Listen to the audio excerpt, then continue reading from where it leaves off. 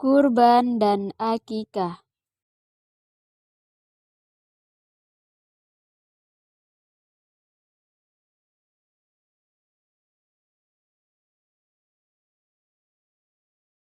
Tujuan pembelajaran. 1. Menganalisis hukum kurban dan akikah. 2. Menganalisis ketentuan hewan kurban dan akikah. 3. Menganalisis pendistribusian daging kurban dan akikah. 4. Menganalisis perbedaan kurban dan akikah. 5. Menganalisis hikmah tasri adanya kurban dan akikah.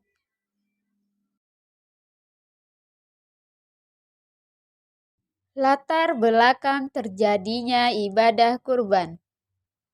Ketika Nabi Ibrahim alaihissalam bermimpi akan mengorbankan putranya sendiri Ismail sebagai bentuk ibadah kepada Allah Subhanahu wa Ta'ala, Ismail kemudian diberitahu tentang mimpi tersebut, dan setelah mendengar cerita tersebut, dia langsung memohon kepada ayahnya untuk bertindak sesuai dengan mimpi tersebut, karena hal itu dianggap benar-benar berasal dari Allah Subhanahu wa Ta'ala. Mimpi itu menjadi kenyataan ketika Ismail alaihissalam ikhlas bersedia dikorbankan oleh ayahnya sebagai bentuk ibadah kepada Allah Subhanahu wa Ta'ala dan sebagai bukti ketundukan Nabi Ibrahim alaihissalam kepada Allah Subhanahu wa Ta'ala. Ketika Nabi Ibrahim tidak menyadari bahwa ada seekor domba di tangannya saat acara penyembelihan dilakukan.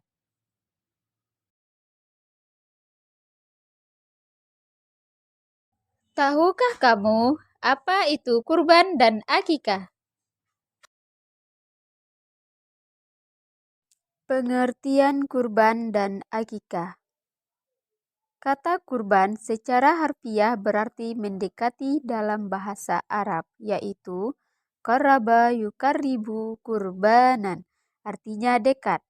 Kurban adalah tindakan menyembelih hewan tertentu pada hari Tasri, yaitu tanggal 11, 12, dan 13 Zulhijjah, untuk beribadah kepada Allah Subhanahu wa Ta'ala.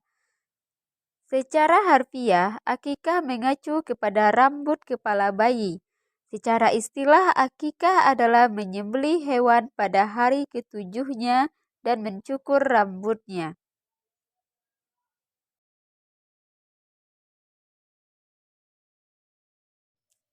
Hukum kurban dan akikah. Hukum kurban adalah yang pertama yaitu wajib bagi orang yang mampu, sebagaimana firman Allah Subhanahu wa Ta'ala dalam Quran Surat Al-Kautsar ayat 1 dan 2. Yang kedua, hukum kurban adalah sunnah muakkad, itu menurut pendapat jumhur ulama. Sementara hukum akikah adalah sunnah bagi orang tua yang sudah bertanggung jawab dalam menanggung nafkah hidup dan kebutuhan anak.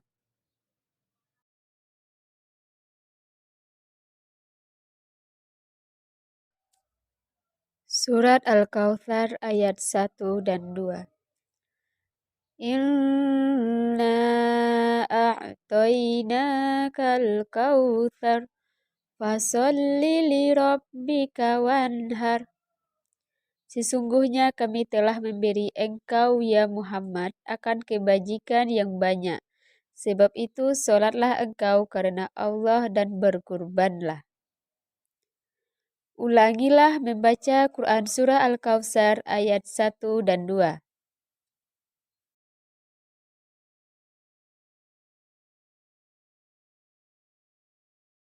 Ketentuan hewan kurban dan akikah. Hewan-hewan dapat dikurbankan dengan syarat telah cukup umur dan tidak cacat, seperti pincang, sangat kurus, atau sakit.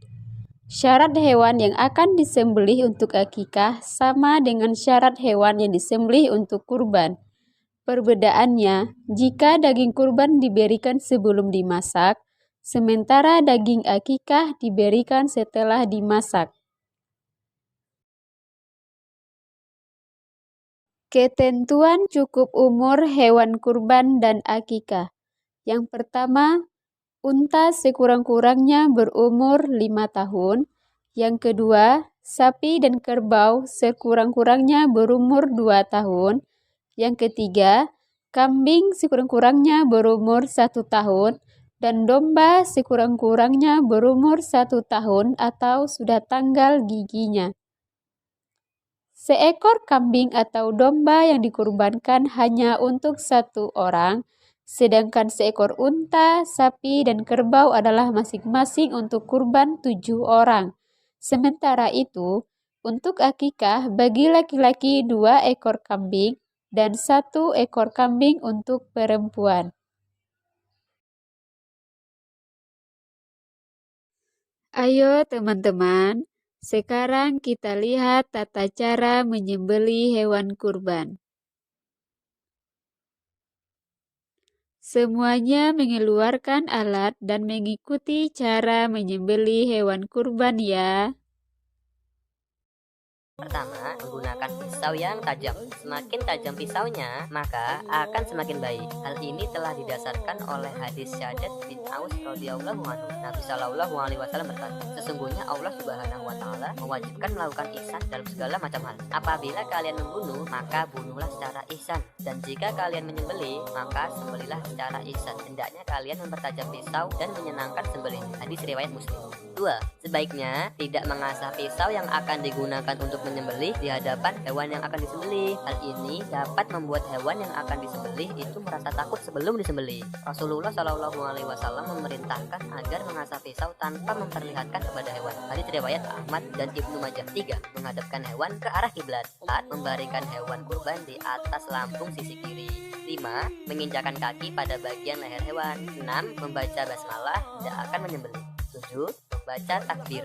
8. Menyebutkan nama orang yang akan menjadi tujuan hewan kurban tersebut. 9. Menyembelih dengan cepat supaya meringankan apa yang sedang dialami oleh hewan kurban.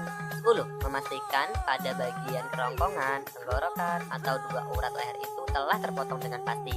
Yang terakhir, dilarang mematahkan leher hewan sebelum hewan tersebut benar-benar mati. Oke. Pendistribusian daging kurban dan akikah. Daging kurban sebaiknya dibagikan kepada fakir miskin yang masih daging mentah dengan ketentuan sebagai berikut. Yang pertama, 1/3 untuk yang berkurban dan keluarganya, 1/3 untuk fakir miskin, dan 1/3 untuk hadiah kepada masyarakat sekitar atau disimpan agar sewaktu-waktu bisa dimanfaatkan. Sementara daging akikah diberikan setelah dimasak.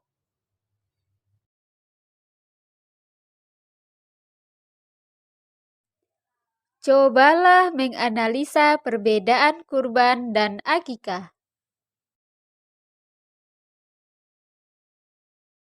Hikmah tasyri' kurban dan akikah. Hikmah kurban 1. Untuk mengenang peristiwa Nabi Ibrahim alaihissalam. Yang kedua, untuk meningkatkan kualitas takwa. Dan yang ketiga, untuk berbagi kepada saudara yang miskin. Yang keempat, sebagai bentuk ketaatan dalam menjalankan syariat. Dan yang terakhir, sebagai tanda syukur kepada Allah Subhanahu wa Ta'ala.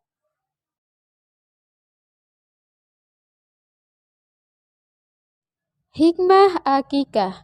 Yang pertama, perwujudan rasa syukur kepada Allah Subhanahu wa Ta'ala. Yang kedua, sebagai upaya mengajak anak untuk bertakarub kepada Allah Subhanahu wa Ta'ala. Yang ketiga, sebagai tebusan bagi anak sehingga syafaat kepada kedua orang tuanya pada hari akhir kelak diterima oleh Allah Subhanahu wa Ta'ala. Yang keempat, memperkenalkan kepada masyarakat atas kelahiran anak sebagai usaha mengukuhkan tali persaudaraan di antara sesama. Yang kelima, sarana yang potensial untuk meningkatkan kesejahteraan masyarakat dengan membagikan sebagian rezeki berupa sajian daging akikah. Ayo berdiskusi. Amatilah gambar berikut ini. Gambar yang pertama untuk kelompok yang pertama. Apakah yang sedang dilakukan oleh orang-orang tersebut serta kaitkan dengan hikmah bagi orang yang berkurban dan menerima daging kurban? Jelaskan. Gambar yang kedua untuk kelompok 2. Bagaimanakah pendapatmu tentang gambar di atas dan kaitkan dengan ketentuan hewan akikah?